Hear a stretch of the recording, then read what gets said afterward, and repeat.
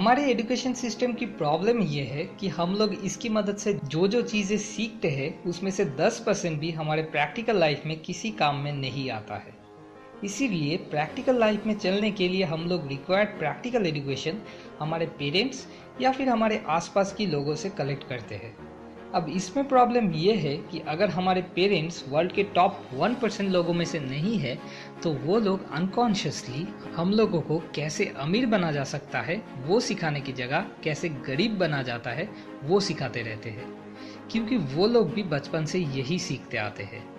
एक बच्चा अगर अपने पेरेंट्स से पूछे मुझे पढ़ाई क्यों करना चाहिए, ज़्यादातर में उसे जवाब मिलता है पढ़ाई करके तुम्हें कोई अच्छी सी नौकरी पाना है जिससे कि तुम बहुत सारे पैसे कमा सको। रॉबर्ट कियोसाकी के पुअर डैड मतलब उनके अपने पिता जिन्होंने पीएचडी किया था लेकिन फिर भी हमेशा फाइनेंशियली स्ट्रगल करते थे, वो भी यही कहा करते थे। लेकिन रॉबर्ट के रिच डैड मतलब उनके एक फ्रेंड के डैड जो कि सिर्फ 8th ग्रेड पास थे लेकिन हुआई के सबसे अमीर आदमी थे, वो कुछ और ही कहते थे। वो बोलते थे तुमको पढ़ाई करना है ताकि तुम बड़े होकर खुद की अपनी एक कंपनी खोल सको और बाकी लोगों को अच्छे जॉब ऑफर कर सको। पुअर डैड बोलते थे तुम्हें पैसे कमाने के लिए काम करना होगा, जहाँ पर रिच डैड बोलते थे तुमको ऐसा रास्ता ढूंढना है जिससे कि पैसा तुम्हारे लिए काम करे। हम गलती क्या करते हैं, क्योंकि हमारे आसपास कोई रिच डैड्स नहीं मिलते हैं इसीलिए हम लोग पुअर डैड से फाइनेंशियल एजुकेशन कलेक्ट करते हैं, जिस वजह से हम में से ज़्यादातर लोग पुअर डैड्स की तरह ही गरीबी में ज़िंदगी गुजार देते हैं। लेकिन अब इंटरनेट कनेक्शन इतना एडवांस होने की वजह से हमें रिच डैड्स को ढूंढने में कोई तकलीफ ही नहीं होना चाहिए। Robert Kiyosaki, Napoleon Hill, Sandeep Maheshwari, ऐसे बहुत सारे रिच डैड्स हैं जिनसे अब हम अगर चाहे तो इंटरनेट के ज़रिए सीख सकते हैं। स्मार्ट आइडिया 1, सही आदमी से सही चीज़ सीखना। नौकरी मिलने के बाद ज़्यादातर लोग सबसे पहले क्या करते हैं, एक बाइक खरीदते हैं या कुछ ऐसी चीज़ खरीदते हैं जो खरीदने का बहुत दिनों से उनका डिज़ायर था। अब मैं 2 टर्म्स को डिफाइन करने वाला हूँ, एक है एसेट्स और दूसरा है लायबिलिटीज़। एसेट्स मतलब वो सारी चीज़ें जो हमारे पॉकेट में पैसा ले आता है, जैसे कि किराए पे दिया हुआ कोई घर या फिर कोई बिजनेस या कोई भी चीज़ जिससे हमें कुछ रेगुलर इनकम होता है। और दूसरी तरफ है लायबिलिटीज़, जो हमारे पॉकेट से पैसे को बाहर ले जाता है, जैसे कि बाइक, हफ्ते में 4 दिन पेट्रोल भरना पड़ता है, या कोई भी एक्सपेंसिव मोबाइल जिसकी कोई ज़रूरत नहीं है, कुछ साल या कुछ महीने बाद जो पूरी तरह से ख़राब होने वाली है। इन सब चीज़ों को लायबिलिटीज़ कहते हैं और यही सब चीज़ें अमीर बनने में रुकावट है।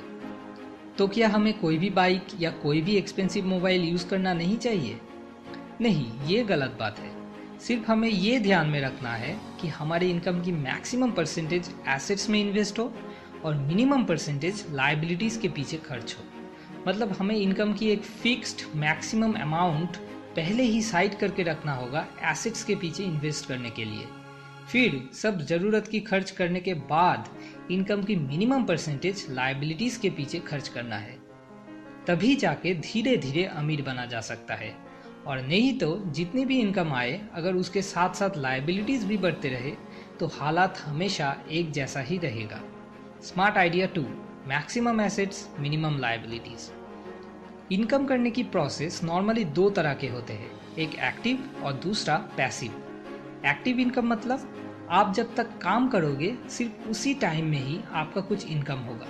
मतलब जैसे कि कोई दुकान, जब तक दुकान खुला रहेगा और आप दुकान में बैठ के चीज़ें बेचोगे तब तक ही आपका इनकम हो रहा होगा, लेकिन जब आपका दुकान बंद होगा और आप घर में सो रहे होगे तब आपका इनकम भी बंद होगा। दूसरी तरफ है पैसिव इनकम, मतलब जहाँ पर आप जब कोई काम नहीं भी कर रहे हो तभी भी ऑल द टाइम आपका इनकम हो रहा होगा। जैसे कि मेरा ये छोटा सा यूट्यूब चैनल, मैं जब घर में सो रहा हूँ तब भी मेरे चैनल पे व्यूअर्स मेरे वीडियोस देख रहे हैं और उसी से ऑल टाइम मुझे इनकम हो रहा है। अगर आप सिर्फ एक्टिव इनकम के लिए काम करते हो तो आप पैसों के लिए काम कर रहे हो, जो पुअर डैड्स करते हैं। मगर आप अगर पैसिव इनकम के लिए काम करो तो तब पैसा आपके लिए काम करेगी, जो रिच डैड्स करते हैं। क्योंकि अगर आपका सिर्फ तभी इनकम होता है जब आप एक्टिवली काम करते हो तो फिर इस शॉर्ट लाइफ स्पैन में आपके रिच होने के चांसेस बहुत ही कम है। स्मार्ट आइडिया 3, पैसिव इनकम्स में इन्वेस्ट करना। ये 3 स्मार्ट आइडियाज मुझे रॉबर्ट कियोसाकी की book rich dad poor dad से मिला है। अगले वेडनेसडे फिर लौट आऊंगा नया एक यूजफुल टॉपिक लेके। ऐसे और भी वीडियोस पाने के लिए और कनेक्टेड रहने के लिए सब्सक्राइब बटन पर क्लिक करना ना भूलें। शुक्रिया।